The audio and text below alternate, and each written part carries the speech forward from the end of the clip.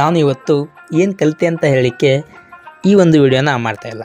ಅದರ ಬದಲಾಗಿ ಜೀರೋಯಿಂದ ಇಂದು ಸ್ಟಾರ್ಟ್ ಮಾಡಿದರೆ ಮುಂದಿನ 1 ವರ್ಷದಲ್ಲಿ ನಾನು ಎಲ್ಲಿಗೆ ಹೋಗ್ಬೋದು ಅನ್ನೋದನ್ನು ಡಾಕ್ಯುಮೆಂಟ್ ಮಾಡಲಿಕ್ಕಂತಲೇ ಈ ಒಂದು ಜರ್ನಿನ ಸ್ಟಾರ್ಟ್ ಮಾಡ್ತಾಯಿದ್ದೀನಿ.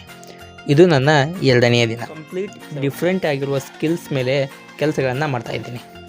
ಒಂದು ಸ್ಕಿಲ್ನ ಕಲೀಲಿಕ್ಕೆ ಸ್ಟಾರ್ಟ್ ಮಾಡೋದು ತುಂಬ ಈಸಿ, ಆದರೆ ಅದೇ ಒಂದು ಸ್ಕಿಲ್ನ ಪ್ರತಿದಿನ ಪ್ರಾಕ್ಟೀಸ್ ಮಾಡೋದು ತುಂಬ ಡಿಫಿಕಲ್ಟ್ ಆಗಿರ್ತದೆ. ಅದರಲ್ಲೂ ನಮ್ಮ ಏಜ್ನಲ್ಲಿ Instagram, YouTube, A I tools, money making video ಎಲ್ಲ ಕಡೆಯಿಂದ ಇಷ್ಟೊಂದು ಇನ್ಫಾರ್ಮೇಷನ್ ಇದೆ ಅಲ್ವಾ, ಯಾವುದನ್ನು ಕಲಿಬೇಕು ಅನ್ನೋದೇ ನಮ್ಮಲ್ಲಿ ತುಂಬ ಕನ್ಫ್ಯೂಷನ್ ಆಗಿರುವಂಥ ಒಂದು ವಿಷಯ. ಈ ಒಂದು ಕನ್ಫ್ಯೂಷನ್ನಿಂದ ಹೊರಬರಲಿಕ್ಕೆ ಅಂತ ನಾನು ಒಂದು ಡಿಸಿಷನನ್ನು ತೆಗೆದುಕೊಂಡಿದ್ದೇನೆ. ಅದೇನೆಂದರೆ, ಯಾವುದೇ ಒಂದು ಸ್ಕಿಲ್ನ ಲರ್ನ್ ಮಾಡುವಂಥದ್ದು ಹಾಗೂ ಪ್ರಾಕ್ಟೀಸ್ ಮಾಡುವಂಥದ್ದು ಹಾಗೂ ಬಿಲ್ಡ್ ಮಾಡುವಂಥದ್ದು ಹಾಗೂ ಅದನ್ನೇ ರಿಪೀಟ್ ಮಾಡುವಂಥದ್ದು. ಮೊದಲನೇದಾಗಿ ನಾನು ಟೈಪಿಂಗ್ ಸ್ಪೀಡ್ನ ಇನ್ಕ್ರೀಸ್ ಮಾಡೋದನ್ನು ಪ್ರಾಕ್ಟೀಸ್ ಮಾಡ್ತಾಯಿದ್ದೀನಿ. ಸೊ ಇದು ನೋಡಲಿಕ್ಕೆ ತುಂಬ ಸಿಂಪಲ್ ಆಗಿದೆ ಅಲ್ವಾ, ಆದರೆ ನಾನು ಇದನ್ನು ಸೀರಿಯಸ್ ಆಗಿ ಪ್ರಾಕ್ಟೀಸ್ ಮಾಡ್ತಾಯಿದ್ದೀನಿ. ಯಾಕಂದರೆ ಮುಂದಿನ ದಿನಗಳಲ್ಲಿ ಕಂಪ್ಯೂಟರ್ನಲ್ಲಿ ಕೆಲಸ ಮಾಡಬೇಕಾಗುತ್ತದೆ ಅಲ್ವಾ, ಹಾಗಾಗಿ ಟೈಪಿಂಗ್ ಸ್ಪೀಡ್ ಹಾಗೂ ಅಕ್ಯುರಸಿ ಎರಡನ್ನೂ ಸಹ ಇಂಪ್ರೂವ್ ಮಾಡಿಕೊಳ್ಬೇಕು ಅಂತ ಈ ಒಂದು ಡಿಸಿಷನ್ನ ನಾನು ತೆಗೆದುಕೊಂಡಿದ್ದೇನೆ. ಇವತ್ತು ಏನು ಪ್ರಾಕ್ಟೀಸ್ ಮಾಡಿದೆ ಅಂತ ಸ್ಕ್ರೀನ್ ಮೇಲೆ ನೀವು ನೋಡಬಹುದು.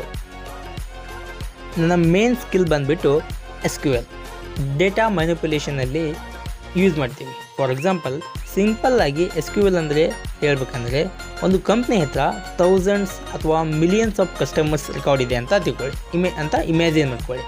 ಸೊ ಅದರಲ್ಲಿ ನಿಮಗೆ ಕೇವಲ ಬೆಂಗಳೂರಿನ ಕಸ್ಟಮರ್ಸ್ ಮಾತ್ರ ಬೇಕು, ಅಥವಾ ಯಾವ ಪ್ರಾಡಕ್ಟ್ ಹೆಚ್ಚು ಸೇಲ್ ಆಗಿದೆ ಅನ್ನೋದು ಬೇಕು, ಅಥವಾ ಯಾವ ಒಂದು ಪ್ರಾಡಕ್ಟ್ 10,000ಕ್ಕಿಂತ ನಿಮಗೆ ಲಾಭ ಮಾಡಿಕೊಟ್ಟಿದೆ ಅನ್ನೋ ಪ್ರಾಡಕ್ಟ್ ಮಾತ್ರ ಬೇಕು. ಡೇಟಾಬೇಸ್ನಿಂದ ಆನ್ಸರ್ ತೆಗೆದುಕೊಳ್ಬೇಕಲ್ವಾ. ಸೊ ಅದಕ್ಕಾಗಿ SQLನ ಯೂಸ್ ಮಾಡ್ತೀವಿ. ಅದಕ್ಕಾಗಿ ಡೇಟಾ ಅನಾಲಿಸಿಸ್ನಲ್ಲಿ ಈ SQL ತುಂಬ ಇಂಪಾರ್ಟೆಂಟ್ ಆಗಿರುವಂಥ ಒಂದು ಸ್ಕಿಲ್ ಆಗಿರ್ತದೆ. ಬೇಸಿಕ್ನಿಂದ ಕಲೀಲಿಕ್ಕೆ ಸ್ಟಾರ್ಟ್ ಮಾಡ್ತಾ ಇದ್ದೀನಿ.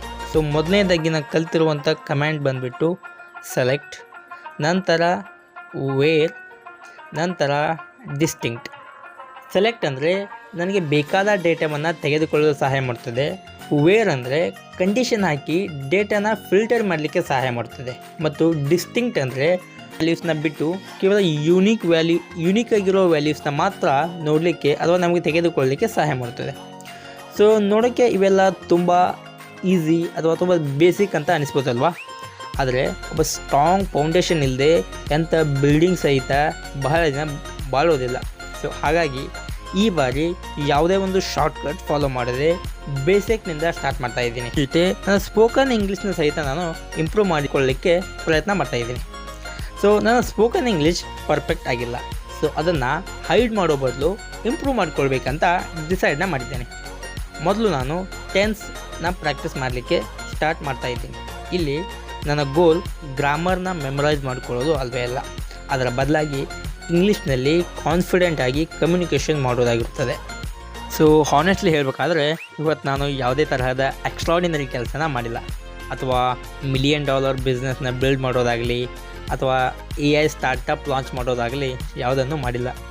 ಸೊ ನಾವು ಸೋಷಿಯಲ್ ಮೀಡಿಯಾದಲ್ಲಿ ಯಾರದ್ದೋ ಫೈನಲ್ ರಿಸಲ್ಟ್ ನೋಡ್ತೀವಲ್ವಾ, ಆದರೆ ಅವರ ಡೇ 1 ಆಗಲಿ ಅಥವಾ ಅವರ ಬೋರಿಂಗ್ ಡೇಸ್ ಆಗಲಿ ಅಥವಾ ಅವರ ಮಿಸ್ಟೇಕ್ ಯಾರು ನೋಡಲು ಹೋಗಲ್ಲ.